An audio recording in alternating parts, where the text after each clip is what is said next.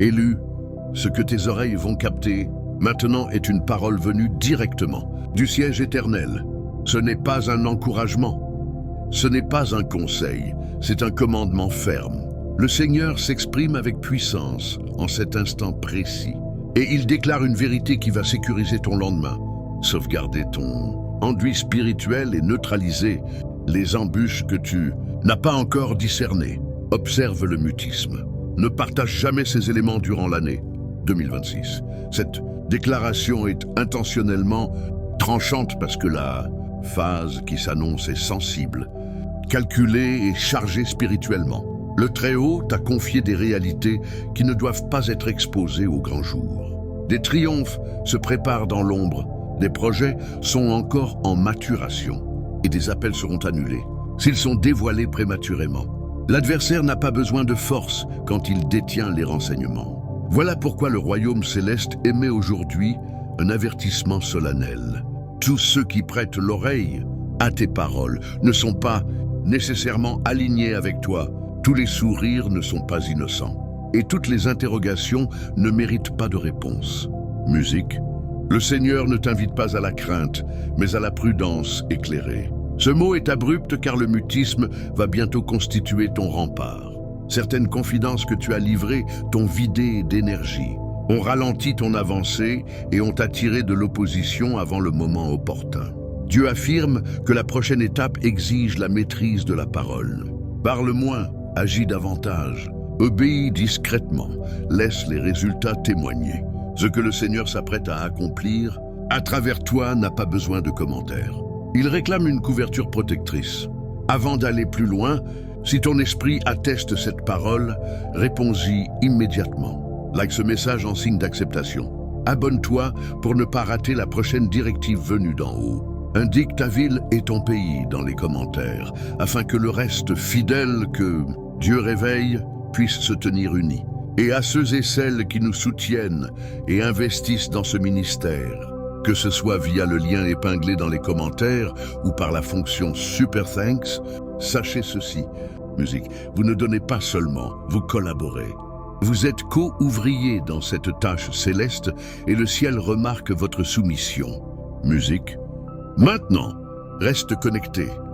Ne passe pas à autre chose car dans les instants qui suivent, nous allons dévoiler précisément ce que Dieu t'interdit de divulguer. Pourquoi le mutisme va accélérer ton ascension et comment la discrétion en cette période va préserver ce qui arrive ensuite. Quand tu auras tout entendu, tu comprendras pourquoi le Seigneur a refusé que tu rates cette instruction. Personne choisie, entrons en profondeur, car cette directive ne peut être prise à la légère. Le silence n'est pas une sanction, le silence est une sauvegarde. Dieu ne t'impose pas le mutisme pour t'abaisser, il te fait taire pour te conserver. Ce qui ressemble à une limitation est en réalité une couverture divine sur ce qui est encore en formation. Dans un monde bruyant, où chacun proclame ses intentions, diffuse ses pensées et annonce ses projets, le Seigneur enseigne à ses élus la force de la retenue sacrée. Le silence n'est pas une faiblesse, c'est de l'intelligence spirituelle. L'adversaire ne combat pas ce qu'il ignore, et les humains ne peuvent détruire ce qu'ils ne peuvent atteindre. Il existe des périodes où Dieu retire volontairement ta voix des espaces publics afin que ton esprit reste paisible. Une exposition trop hâtive peut abîmer ce qui reste fragile. Dieu privilégie la conservation plus que les acclamations et la sécurité plus que la visibilité. La Bible déclare dans Amos 3:7 « Car le Seigneur, l'Éternel, ne fait rien sans avoir révélé son secret à ses serviteurs, les prophètes. » Observe le terme « secret ». Dieu ne commence pas par des proclamations, il commence par la proximité intime. Il ne débute pas par l'apparence publique, il débute par la confiance. Dieu opère par des mystères avant d'opérer par des manifestations visibles. Ce qu'il confie en privé est destiné à mûrir avant d'être montré publiquement. Les mystères ne sont pas faits pour rester cachés éternellement, mais ils sont faits pour être protégés jusqu'à leur moment fixé. Si Dieu avait jugé bon de confier ton processus à tout le monde, il l'aurait rendu public. Mais il ne l'a pas fait car ton appel n'est pas ordinaire. Les choses banales supportent l'exposition. Les choses sacrées exigent une protection. Dieu défend ce qui porte du poids. Certains d'entre vous ressentent récemment de l'irritation. Et cette irritation ne provient pas d'une révolte. Elle provient de la contrainte. Tu as désiré te justifier. Tu as désiré raconter aux autres ce que Dieu t'a montré. Tu as désiré éclaircir pourquoi ton existence paraît telle qu'elle est actuellement. Tu as désiré expliquer ton silence, ton retrait et ton obéissance inhabituelle. Tu as désiré que les gens saisissent que tu n'es pas immobile, un paresseux ou perdu. Tu es soumiseux. Mais le ciel a refusé l'autorisation d'expliquer. Le Très-Haut déclare « Garde ton calme ». Le silence agit en ta faveur même quand il semble pesant. Dieu protège ce qui se développe, restreint l'accès à ce qui grandit et te défend contre des interférences que tu ne perçois pas encore. Ce silence est passager, mais son objectif est éternel. Quand Dieu libérera à nouveau ta voix, elle portera puissance, netteté et impact. D'ici là, demeure silencieux et ce. Non parce que tu n'as rien à exprimer, mais parce que Dieu exprime quelque chose par ton contrôle. Permets-moi de t'enseigner une vérité puissante, une vérité qui sécurisera ton avenir si tu l'accueilles vraiment. Musique. Tout ce qui t'est dévoilé n'est pas prêt à être dévoilé par toi. La révélation arrive par étapes, et la prudence consiste à savoir quelle étape reste confidentielle et laquelle sera partagée plus tard. Le songe de Joseph était authentique, mais son moment était inapproprié.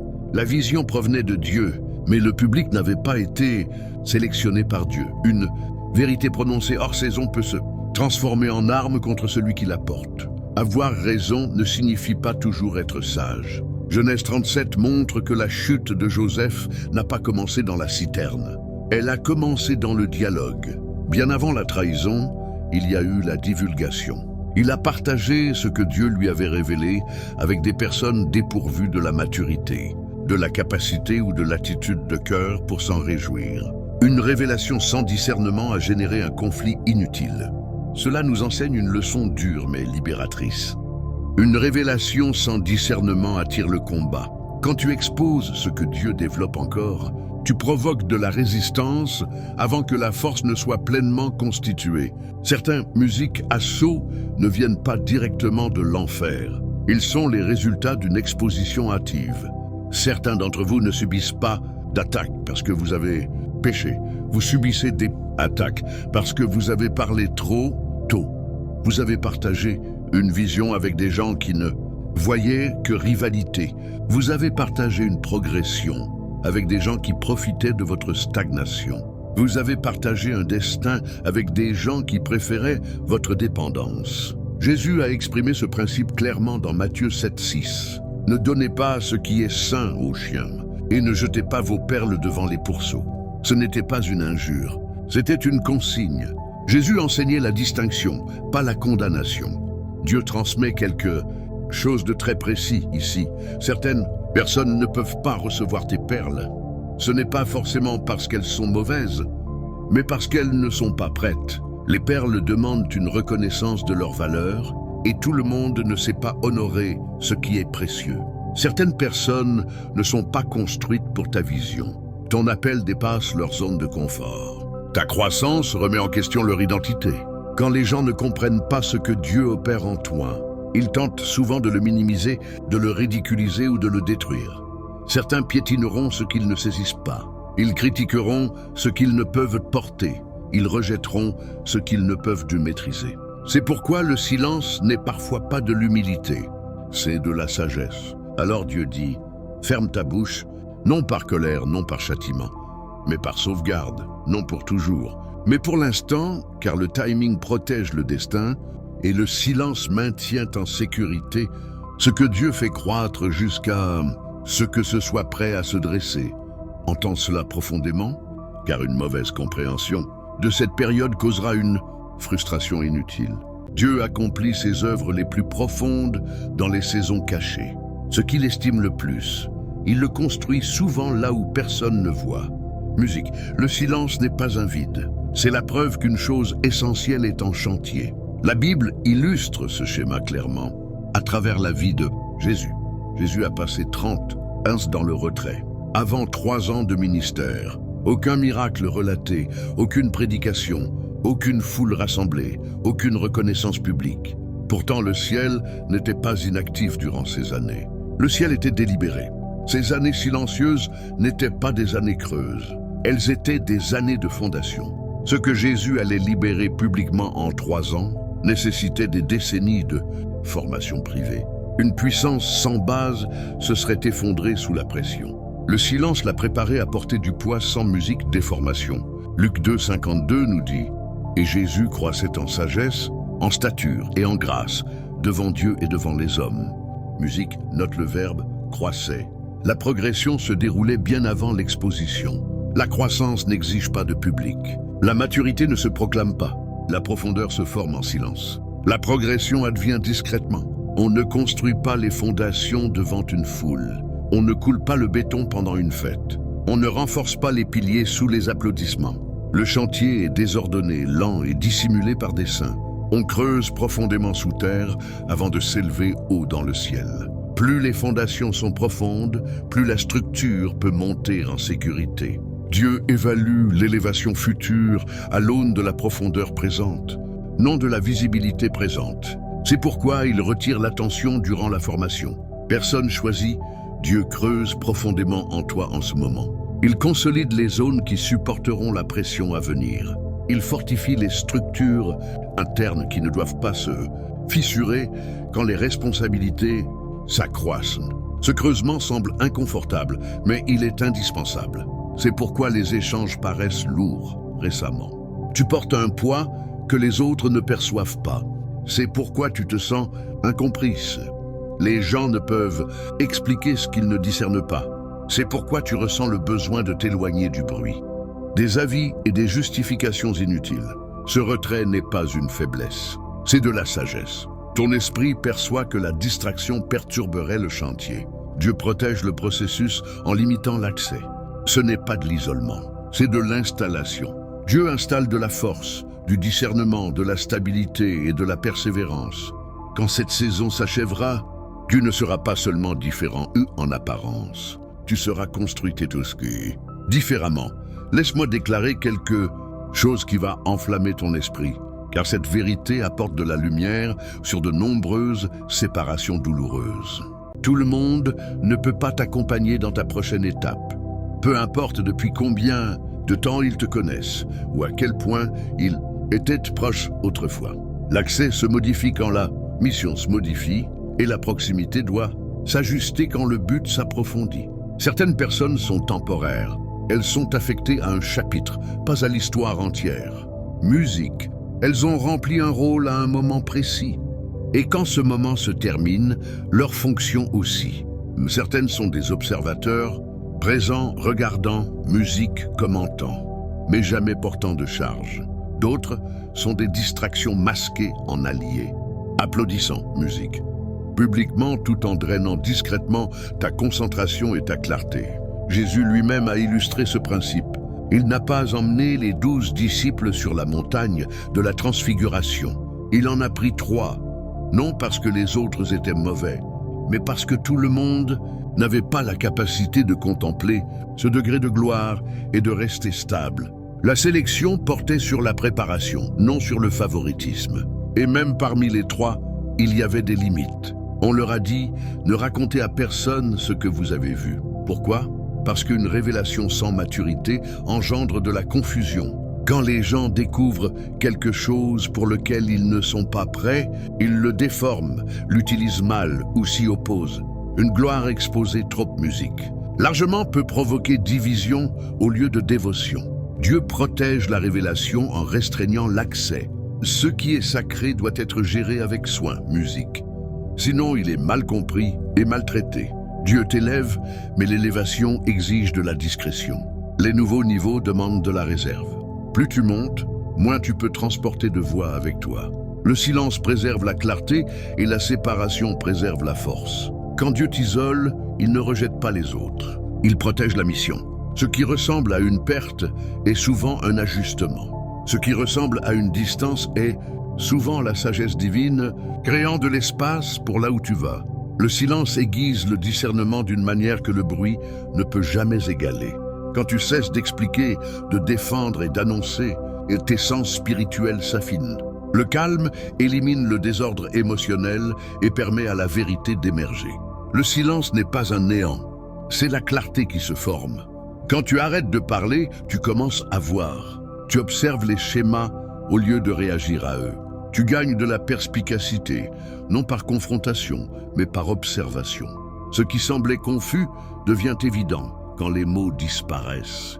Tu commences à remarquer qui t'écoute, vraiment, et qui attend seulement son tour pour parler. Tu remarques qui te presse pour des informations que tu n'as jamais été chargé de partager.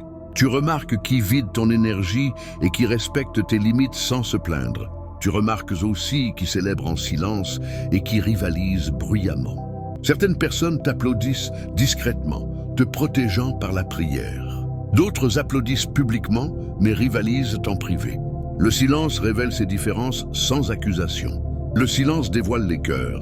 Il montre les motivations, les intentions et les fidélités que les paroles cachent souvent. Quand tu es silencieuse, les gens se révèlent par leurs réactions.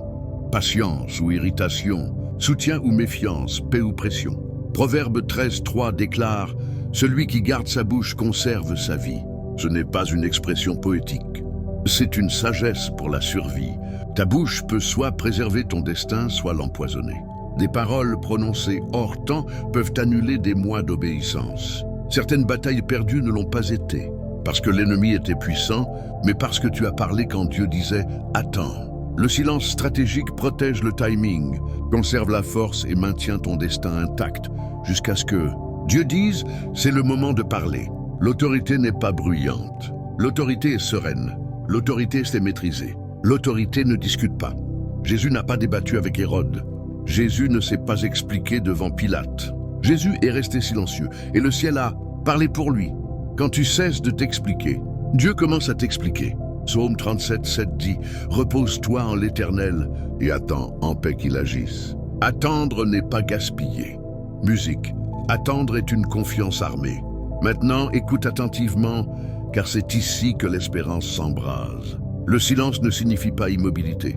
Le silence signifie progression sans bruit. Le fait que les gens ne t'entendent pas ne veut pas dire que Dieu ne travaille pas.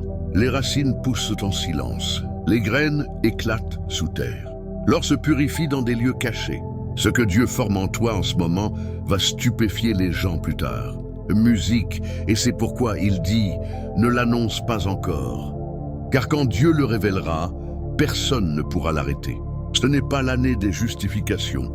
Ce musique n'est pas l'année des preuves. Ce n'est pas l'année des annonces. C'est l'année de la transformation.